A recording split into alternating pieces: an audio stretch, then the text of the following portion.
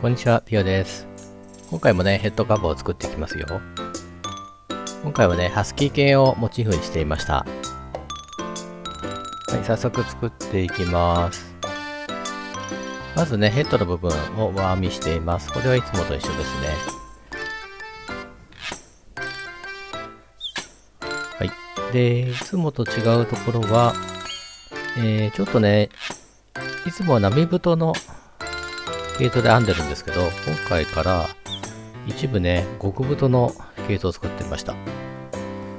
で、かなり編み終わって、先端部を今閉じてるところなんですけど、最後は黒い色で、閉じることによって、鼻にこう、代わりになるかなと思ってやってみました。そして目は相変わらず、フェルトを縫い付けてます。で、ハスキー犬なので一応青い目にしてみました。はい、耳をつけてね、ほぼできています。そしてこの太い極太の毛糸で、ネック部分を編んでいます。で、今回試しにやってみたんですけど、かなりね、かっちりできて、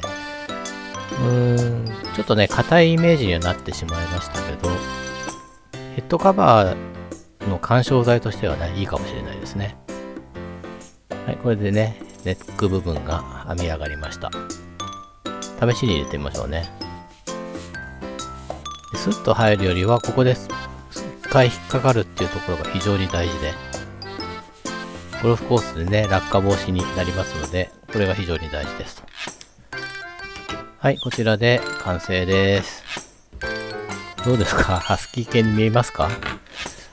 今までもね、熊を作ったら犬だとか、ネズミだとかっていう言われたこともあったんですけど、まあ、可愛ければね、何でもいいかなと思います。こちらですね。実際にね、ゴルフクラブ入れてみましょうね。かなりね、しっかりできましたんで、耐久性も非常にあると思います。今回もね、5番ウッドで試してみました。は